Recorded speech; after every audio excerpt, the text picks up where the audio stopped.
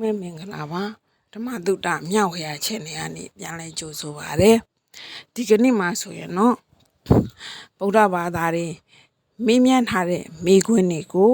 ဗုဒ္ဓဘာသာရေးရာမှာကျွမ်းကျင်တဲ့ဆရာတော်ဗဒ္ဒနာတီလောကတာယရဝေထွန်းကပြန်လဲဖြေကြားထားတာတွေကိုဆက်လက်ပြီးတော့မျှဝေသွားမှာဖြစ်ပါတယ်ဒီကနေ့မှာဆိုတော့ပေါင်းတလဲမျိုးကဒေါ်တန်းတန်းမြကမေးထားတဲ့ဘိက္ခုနီနဲ့သီလရှင်ဝတ်ဆင်ကြောင်းပဲဖြစ်ပါတယ်ဘယ်လိုမေးထားလဲဆိုတော့တခါကတဲ့ရန်ကုန်မြို့ကိုဖျားဖူးရောက်ရမှာကဘာအေးတိန်တော်ကြီးအတွင်းမှာဘိက္ခုနီယဟန္တာမှာရုပ်ထုတွေကိုဖူးတွေ့ရပါတယ်တဲ့အဲ့ဒါမှာယဟန္တာရုပ်ထုတွေနဲ့အတူတူပဲဖြစ်နေပါတယ်တဲ့ကံပဲ့မိုးကောင်းဖျားကိုရောက်လို့ဘိက္ခုနီယဟန္တာမှာရုပ်ထုတွေကိုဖူးတွေ့ရပြန်ပါတယ်တဲ့အဲ့ဒါတွေကတော့အခုခေတ်သီလရှင်များအတိုင်းပဲဖြစ်ပါတယ်တဲ့ဘိက္ခုနီယဟန္တာမှာချင်းဒူပါရဲ့နဲ့ကွဲပြားနေတဲ့ခါတဲ့တနေရာကတော့မှားနေပြီထင်ပါတယ်ဘယ်ဟာအမှန်ဖြစ်တဲ့ကြောင်းဖြေကြားပေးစီလိုပါတယ်ဘုရားဆိုလို့လျှောက်ထားလာတဲ့မိကွန်းကိုဆရာတော်ကဒီလိုပြန်လေဖြေကြားထားပါတယ်ဖျားလက်ထက်ကဘိက္ခုနီယဟန်မာတို့ယဟန်နာမတို့ဟာယဟန်တို့ကဲ့သို့ပဲသင်္ကန်းသုံးတယ်ဝတ်ဆင်ရပြီးတော့တပိတ်နဲ့ဆွမ်းခံစားကြရတယ်ပရိက္ခယာ၈ပါးလဲဆောင်ရတယ်အမျိုးသမီးဖြစ်တဲ့အတွက်ရင်စည်းခေါ်တဲ့ရင်လွမ်းတပတ်လို့ခေါ်တဲ့တန်စာတစ်မျိုးသာပို့ပါတယ်တဲ့ပါတိမောက်သိက္ခာပုဒ်တချို့မှာယဟန်နဲ့ဘိက္ခုနီသင်္ကန်းချင်းလဲလှယ်ပြီးဝိယုံချောင်းတွေလည်းပါတဲ့အတွက်အဝတ်အစင်ယဟန်နဲ့ဘိက္ခုနီမထူးခြားဘူးလို့ဆိုရပါမယ်တဲ့အတွင်းငံရင်စီမှာတပါသီလရှင်များကဲ့သို့အတွင်းအင်ကြီးချွေးခံဂိုက်တူဂိုက်ရှည်တွေမပါရှိခဲ့ဘူးတဲ့ဒါကြောင့်ဒေါသနမြဖူးတွေ့ခဲ့ရတဲ့ကဘာအေးတိန်တော်ကြီးအတွင်းကဘိက္ခုနီပုံတော်တွေကအမှန်ဖြစ်ပါတယ်သီလရှင်နဲ့အတူထုလုပ်ထားတဲ့မိုးကောင်းဖျားမှပုံတော်များကလည်းထုလုပ်သူဘဟုဆရာရဲ့အယူအဆအာဘောကအတိုင်းပဲဖြစ်တယ်လို့ယူဆဝယ်ရှိပါတယ်လို့ပြင်မိတ်ထားပါတယ်နောက်မေးခွန်းတစ်ခုကတော့ပသိမ်မျိုးကဥပါရှင်ကမေးထားတာပါပါရာဇိကဟူတဲ့စကားရဲ့အ내တိပ္ပယ်ကိုသိလို့ပါလေရှင်းပြစီလိုပါတယ်တဲ့ဘယ်လိုအခါမျိုးမှာကျူးလွန်ရင်ယဟန်များပါရာဇိကကြပါသလဲပါရာဇိကကြပြီးရင်ယဟန်အဖြစ်နဲ့နေထိုင်လို့ရပါသလားဖြေကြပြပါဗျာလို့လျှောက်ထားတာကိုဆရာတော်ကပါရာဇိကဟူတာဟူဒီမှာတဲ့သာသနာတော်မှာဆုံးရှုံးခြင်းလို့အ내အဓိပ္ပာယ်ရပါတယ်ပါရာဇိကကြတဲ့ယဟန်ဟာသာသနာတော်မှာမိသည့်အခါမှယဟန်ပြန်ပြီးတော့ဖြစ်ခွင့်မရှိတော့ပါဘူးယဟန်ဟာတစ်မာတုကာမလူနဲ့တိရစ္ဆာန်မြည်သည့်အမတရဝါမျိုးကိုမဆိုနဲ့မိထုံအမှုကိုကျူးလွန်ရင်ဒါမှမဟုတ်ပါရခေါ်ဓမ္မရွှေစင်ဓမ္မကိုဖြစ်စေဓမ္မတန်ပစ္စည်းကိုဖြစ်စေအဲ့ထက်ပိုတဲ့ဥစ္စာကိုဖြစ်စေခိုးယူရင်ဒါမှမဟုတ်လူဇက်ရှိတဲ့တတ္တဝါကိုတတ်ရင်အယုတ်ဆုံးကိုဝင်ကြစီကျွေးပြီးတော့ကိုဝင်ဖြတ်ရင်ဒါမှမဟုတ်မိမိမှာမရှိတဲ့ဇာမက်ဖို့တရားတို့ကိုရှိတယ်လို့ဝါကြပြောဆိုရင်ပါရာဇိကကြပါတယ်အဲ့ဒီလိုပါရာဇိက၄မျိုးရှိရမှာတစ်မျိုးမျိုးကိုကျူးလွန်ပြီးတော့ပါရာဇိကကြရင်ယဟန်ဘဝမှာနေခွင့်မရဘဲနဲ့လူထွက်လို့ဖြစ်ဖြစ်တာမဏေအဖြစ်နဲ့ဖြစ်စီနေရပါတယ်တာမဏေအဖြစ်နဲ့နေလို့ရင်လေရှေးဥစွာလူထွက်ပြီးတော့တရဏဂုံတိလယူပြီးမှတာမဏေပြုရပါတယ်လို့အကျဉ်တိတာယုံဖြေဆိုထားပါတယ်နောက်မိကွန်းတစ်ခုကတော့ရေဖြူမြို့နယ်ကစုံမုံမြင့်မေးထားတဲ့မိကွန်းမှာမြတ်စွာဘုရားကတဲ့ခဏဝါမြောက်မှာတာဝရိန်သာမှာဝါဆိုပြီးတော့ဝါရင်း3လပတ်လုံးအဘိဓမ္မာတရားတော်ကိုဟောတော်မူတယ်လို့ဆိုပါတယ်တဲ့အဘိဓမ္မာ9ကျမ်းရှိတဲ့အခါမှာဘယ်ကျမ်းကိုရက်ပဲများဟောတော်မူကြောင်းသိလို့ပါတယ်ဖေဟာတဲ့ဒါကိုဆရာတော်ကဒီလိုဖြေကြားထားပါတယ်မြတ်စွာဘုရားကအဘိဓမ္မာ9ကျမ်းကိုဝါရင်း3လပတ်လုံးဟောတော်မူရမှာဓမ္မသင်္ကနီကို12ရက်ဝိဘင်္ဂကို12ရက်ဓာတုကထာကို6ရက်ပုဂ္ဂလပညာကို9ရက်ကထာဝတ္ထုကို8ရက်ယမိုက်ကို20ရက်ပဋ္ဌာန်းကို25ရက်ပေါင်း90ရက်ဟောတော်မူပါတယ်တဲ့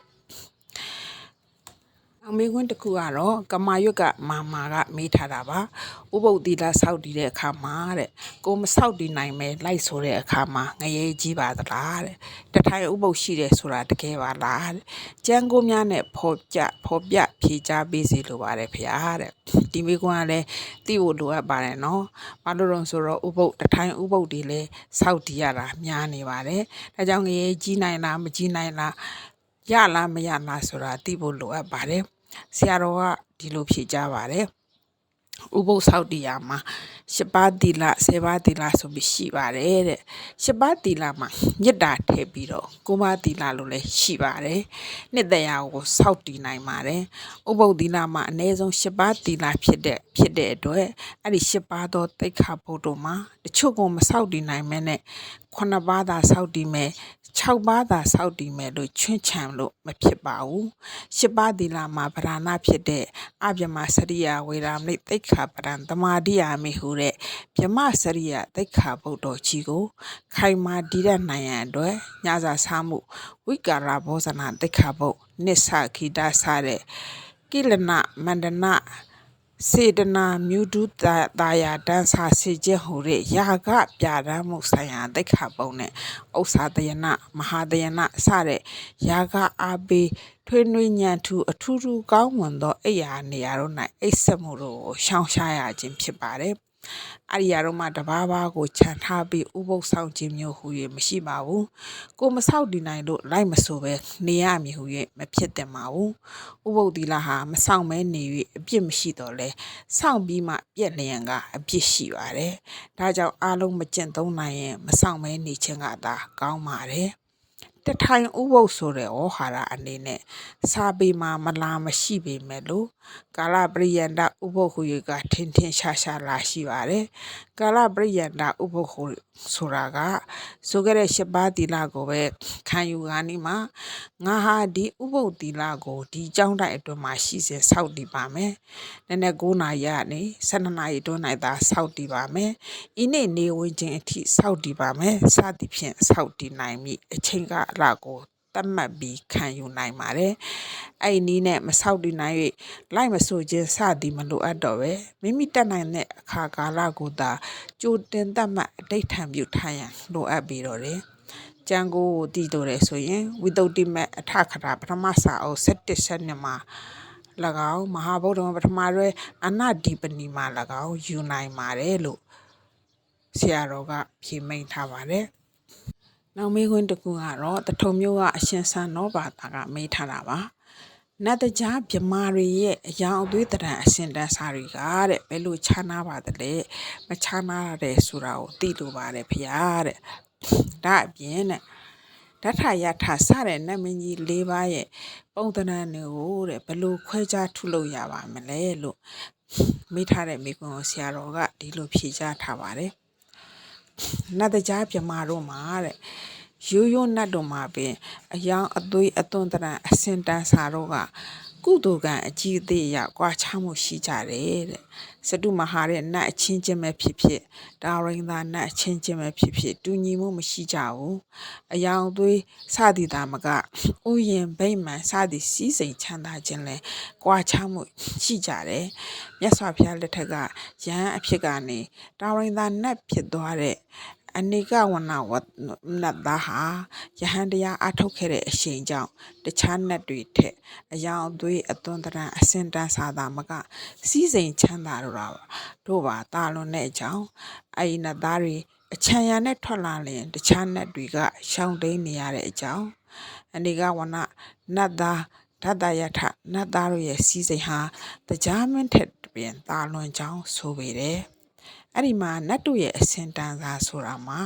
မြမပကြီးရုပ်ထုတွေမှာတွေ့ရတဲ့မဂိုက်တို့ဆက်လွယ်ခရောင်